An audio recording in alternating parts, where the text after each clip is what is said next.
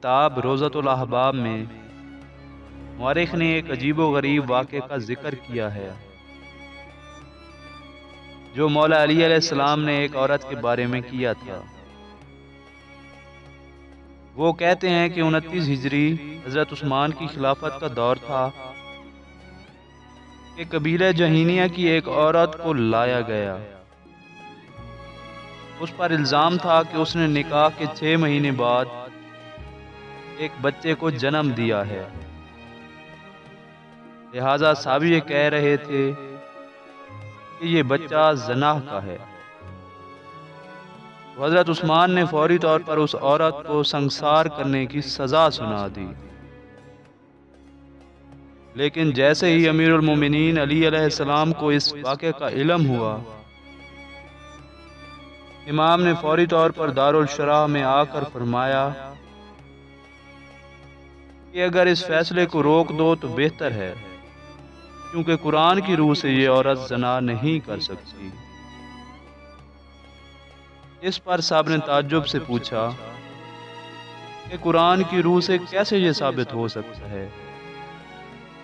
کہ یہ عورت زنا نہیں کر سکتی،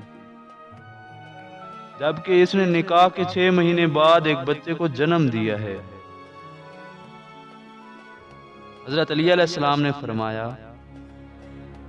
قرآن کہہ رہا ہے وَحَمْلُهُ وَفِصَالُهُ 30 شَهْرًا، یعنی حمل اور دودھ پلانے کی مدت 30 ماہ ہے۔ اب اگر تم دودھ پلانے کی مدت معلوم کر لو تو تمہیں حمل کی مدت معلوم ہو سکتی ہے۔ اور قرآن کی روح سے اللہ تعالیٰ نے فرمایا ہے کہ مائیں اپنی اولاد کو 2 سال مکمل دودھ پلائیں، لہذا اگر 2 سال جس کے 24 مہینے ہیں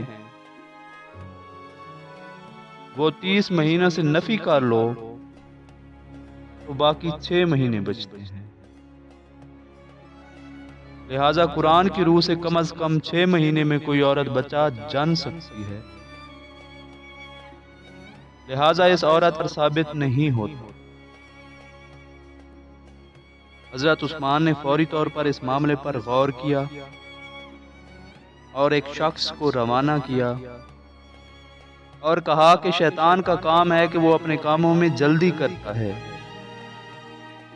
لہذا میں حکم دیتا ہوں